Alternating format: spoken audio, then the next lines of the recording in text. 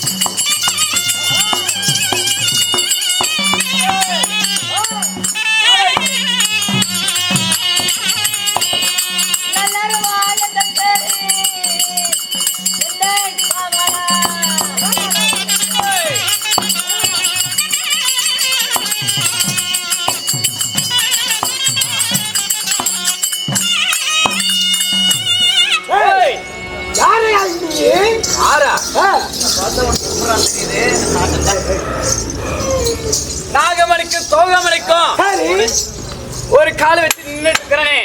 எமது பெயரோ அரவான். ஓ அரவான் நீங்களா? ஆமா. அதாவது ஆனால் அழகு மன்னனுக்கும் நாகக்கண்ணிக்கு பிறந்த நல்லறவ பாலான். நல்லறவ பாலான். ஆமா. எதுக்காக இங்க இருக்கிறேன்? நான் கால தூக்காத அவன் ஜாதிட்டு நின்று இருக்கிறான். எதற்கு நாம போய் பார்ப்போம்பா.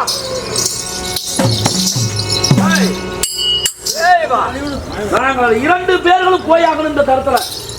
உன்னுடைய இரு காலை இரு மலைக்கு வைத்து நிற்கிறல ஒரு காத்துக்குள்ள நான் போகணும். அதே பொடியனே யாரா இருந்தாலும் சரி என்னுடைய காலடியில் புந்துதா போகணும். உனக்கு மட்டும் யாரா நீயே? கால் எடுக்க மாட்டேன். ஒருபோது முடியாது. கொஞ்சம் கூட உனக்கு மட்டும் மரியாதை என்பதே என்னவென்று தெரியாமல் இருக்கிறேன்.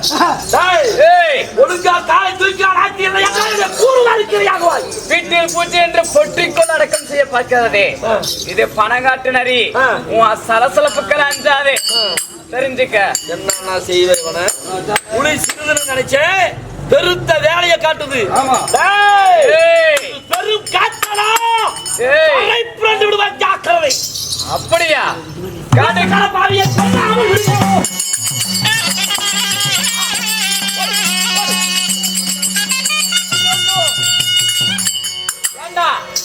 சண்டை செய்வதற்கு பெரியவர்கள் சொல்லியிருக்கிறார்கள். சண்டை செய்வதற்கு குலம் கோத்திரம் தெரிஞ்சுதான் சண்டை செய்ய வேண்டுமா? ஒரு வீரனோடு ஒரு வீரன் தான் சமர் புரியணும். அப்படி இல்லை என்றால் ஒரு குலத்தான் மறு குலத்தானோடு சேர்ந்து தான் சண்டை செய்யணும். குலம் கோத்திரம் தெரியாம சண்டை செஞ்சா இப்படித்தான் விபரீதம். அப்படிதான். அப்படியா? ஆமா. உங்களுடைய குலம் என்ன? இன்னொரு குலமா? சரியான சந்திரகுலம். குலமா? அப்படி என்றால் உன் தந்தை? என் தந்தையரோ ஆனால் அழகுமன் அர்ஜுனன். போற வழியில குத்தி விடுவேன். தப்பிக்கிறதுக்கு எங்க அப்பா வேற சொல்றேன். யார் இடத்துல நிக்கிறோம் எங்க நிக்கிற கொஞ்சம் தெரிஞ்சு பேசணும். அப்பா அர்ஜுனன் சொல்ற நீ? ஆமா. ஆமா. உன்னை பெத்த தாயின் பெயர்? என் தாயாரோ நாகக்கண்ணி. சாதாரண நாகக்கண்ணியா? ஆமா. நீ யாரு? அதே அர்ஜுனனுக்கும் அழகு சுமந்திரக்கு பிறந்த வீரவான் அபிமன்யு அண்ணா. என் தம்பியா? உண்மைதான் அண்ணா. அண்ணா சகோதரனே. தம்பி அண்ணா இருந்தாலும் கானகத்திலே உங்களுக்கு எந்த விதமான இறைகளும் சரியாக கிடைக்கவில்லை. தம்பி இருந்தாலும் இப்படி இருந்தே என்னை எழுதும் திறமை இருக்குதுன்னா அது ஒரு சாத்தியமான விஷயமா? சரி அண்ணா. தம்பி ஆனா நானும் அண்ணா கடோர் கஜனம் இங்க வந்திருக்கோம். சரி. காரணம் தெரியுமா? எதற்காக இந்த கானகத்தில் வந்திருக்க? அண்ணனுடைய மகன் சுந்தரி என் மீது ஆசை. சரி. எனக்கு அவள் மீது ஆசை. விருப்பமில்லாத ஒருவனுக்கு கல்யாணம் செய்து பார்க்கிறா. யாரு? கண்ணன் துரியோதனுடைய மகனை. கண்ணனா? ஆமா. சரி. அதனால இப்பொழுது மணமலையில எதுக்காக காத்திருக்கிறா சுந்தரி? நான் போறேன்னா அவன் செத்துருவான். தம்பி கண்ணன் எப்ப வருவார் என்று சொல்லி நாகமணிக்கு தோகமணிக்கு ஒரு காடு வச்சிட்டு இருக்கிறேன். என்னைக்கு வருவன் சொல்லி எதிரி இன்னைக்கு கட்டிட்டவன். எதுக்கு எதிரியானவன்? உனக்கும் எதிரியா? எனக்கும் எதிரி தான். ஓடியா.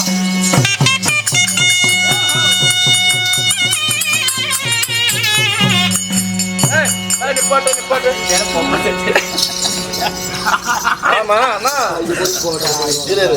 ஏன்னா அண்ணா என்ன நீ யாரோ ஒரு பொடி பையன் தராசோடு நிக்கிறான். யாராயிரப்பா எதுக்கு சேராம தராசு எதுக்காக இருக்கும் கேட்டு பார்க்கலாம். ஏப்பா போகக்கூடிய தரத்தை வழிமறிச்சு உட்காந்துக்கிறிய மாட்டோம். யாரு இந்த வழியில போனாலே நான் எடைக்கு எடை போட்டு தான் அனுப்புவேன். எதை இறக்கி போடுறது? எல்லாருக்கும் சரிசமமா எடைக்கு போட்டு தான் அனுப்புவேன். ஆளை இடம் போடுறியா இல்ல வேற ஏதாவது ஆயுதங்களை? ஆயுதங்கள ஆழத்தை இடம் போடுவேன். முன்ன எதை போறனால நான் மலையத்தை இடம் போடுவேன். சரி போ அப்படின்னு எங்க அண்ணன் கடவுள் கொஞ்சம் போவா. உன்னுடைய வார்த்தைக்கெல்லாம் நாங்க கட்டுப்பட மாட்டோம். இப்ப தராசை எடுக்க முடியுமா? முடியாதா? முடியாது. முடியாதா? ஒருபோதும் முடியாது. உன்னுடைய நெஞ்சில என்ன இருக்குது? நெஞ்சில துணி இருந்துச்சுன்னா பான சண்டைக்கு துணிதான்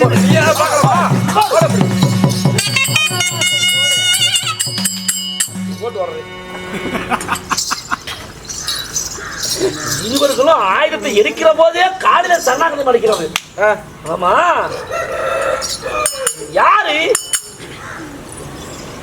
என் பேர் தட்டா தொந்தி செட்டி.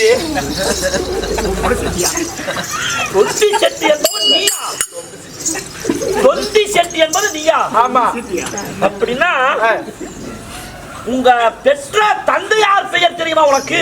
தெரியும். அப்பா பேர் எப்ப தெரியாது. யாரு யாரு யாரு உன்னுடைய தந்தை? என் தந்தையார் பெயரோ சகாதேவன். ஆண்டவரில் ஒருவர் இருக்கிறார், அந்த சகாதேவனா? ஆமா ஆமா. நான் யார் தெரியுமா? சகாதேவனுடைய அண்ணன் அர்ஜுனன் இருக்கிறார். ஆமா. அந்த அர்ஜுனனுக்கும் சுபத்திரைக்கு பிரதமர் நான். அதே அர்ஜுனனுக்கும் நாகக்கண்ணிக்கு பிரதமர் அரவான். இதோ பீமனுக்கும் கமலக்கண்ணிக்கு பிறந்த கடவுள் கண்ணன். யாரு போனா? நாங்கெல்லாம் அண்ணன் தம்பிகளா ஒரு எங்களுக்கு தம்பிதான். எடைக்கு இடத்தான். ஏய் தம்பி, நீயும் தம்பிதான். அண்ணா தெரியல தம்பி. அண்ணா தம்பி. அண்ணா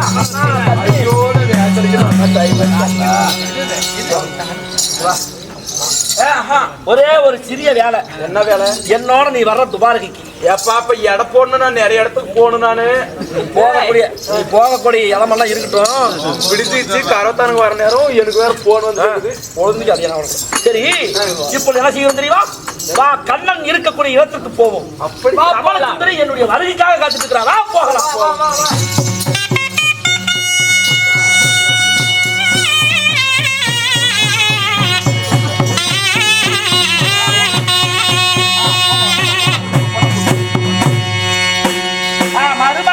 மருமகளே வா வா.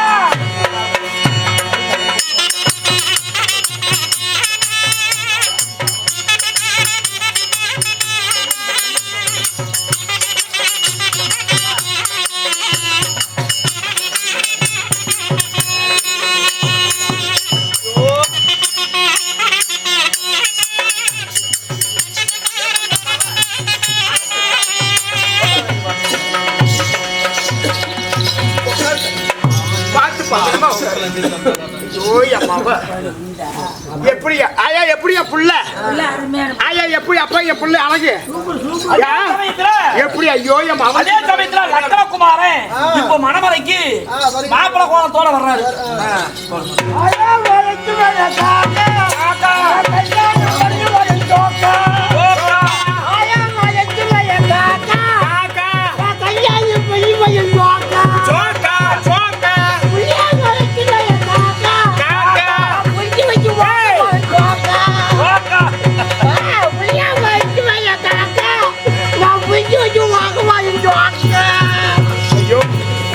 நீயால அந்த வேலை பண்ற போறாங்க.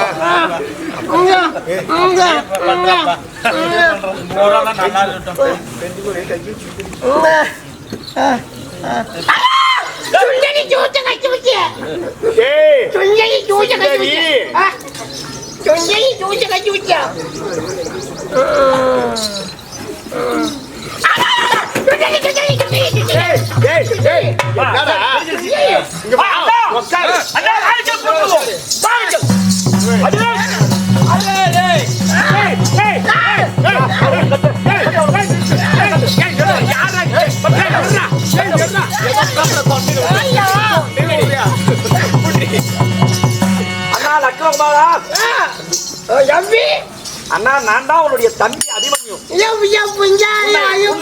ஏன் இந்த கோலத்துல இப்படி உட்கார வச்சிருக்காங்க? ஏன் இந்த கோலத்துல உட்கார வச்சிருக்காங்க? கல்யாணம் அண்ணா என்ன ஏமாத்திட்டாங்க.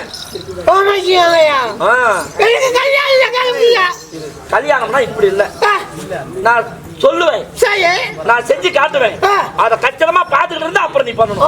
அதுதான் கல்யாணம். சரியா? இப்படி வந்து உட்காரு. இது பச்சை பந்தலில நீ சமமா தரையில உட்காரு நிப்ப பாரு. வச்சது தூணு, இந்த தூணுக்கு அருகாமையில அப்படியே உட்காரு. உட்காரு. எதுவும் பேசக்கூடாதுனா சுந்தரி வந்து வெட்டியது உட்காரு. உன்னுடைய சபதம் எப்படி 1000 பெருந்திரு விளக்க அந்த லக்னம் மீது தலைமீது ஏற்ற வேண்டும். ஏற்ற வேண்டும் தானே சபதத்தை நிறைவேற்றுவேன்.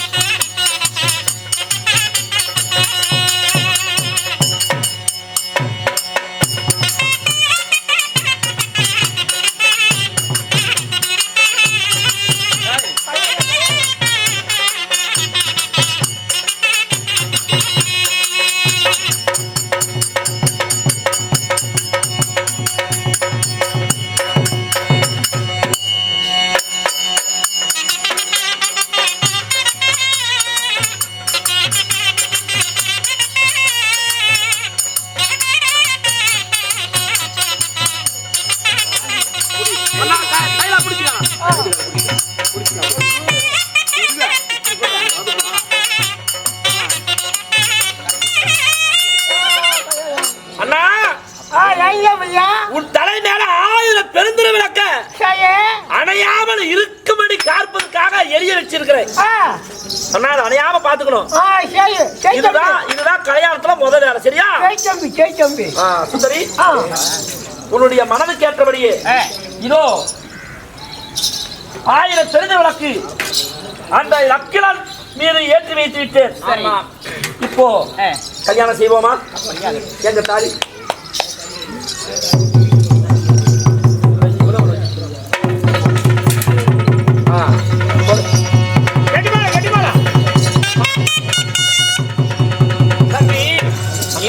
என்னதான் இருந்தாலும் யாரோ ஒரு 5 பேர் ஒன்றாக சேர்ந்து என்னதான் இருந்தாலும் அரசரா இருக்கக்கூடிய அத்தனை பேர்களையும் இப்படி வச்சன தூண் மீது கட்டி வைத்திருக்கிறீர்கள். ஆமா, கட்டி வைத்து கல்யாணம் செய்வது மாபெரும் தவறு. அது மரியாதைக்கு உரிய கல்யாணம் கிடையாது.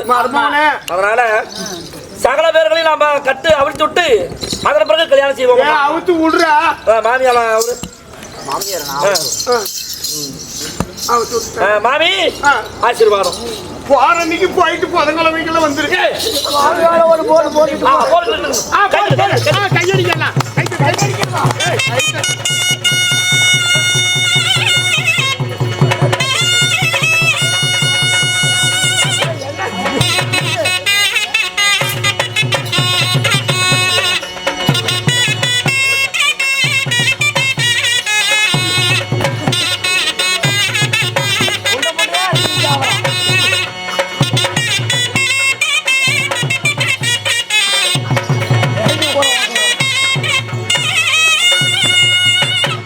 புறப்படுவோம்.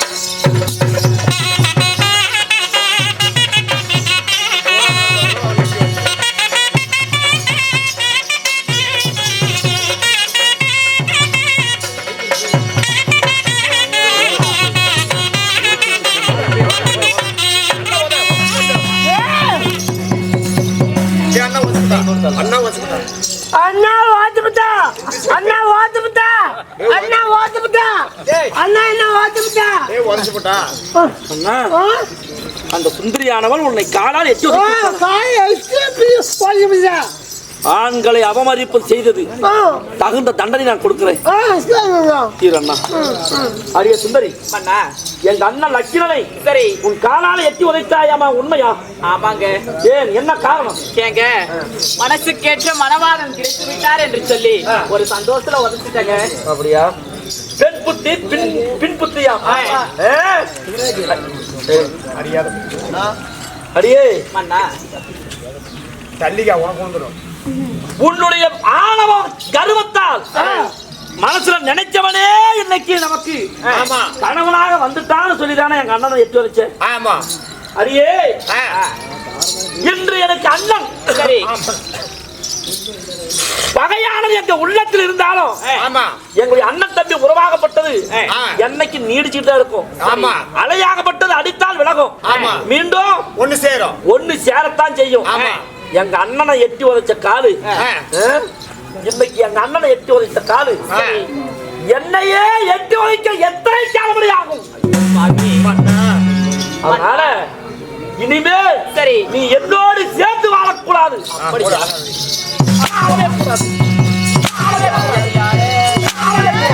ஐயோ அறியாத அடர புத்தியால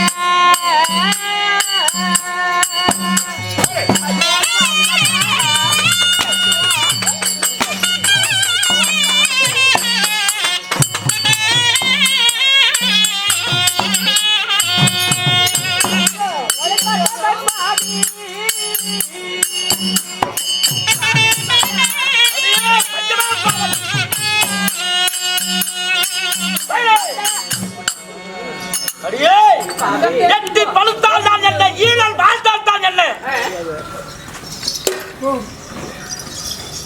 குட்டி போட்ட நாய் குடகுலமா தான் பாலை கறந்தால் தான் என்ன. அடியே எப்பொழுது எங்க அண்ணனை எட்டி உதைத்தாயோ அப்பொழுது நீ வேறு நான் வேறு.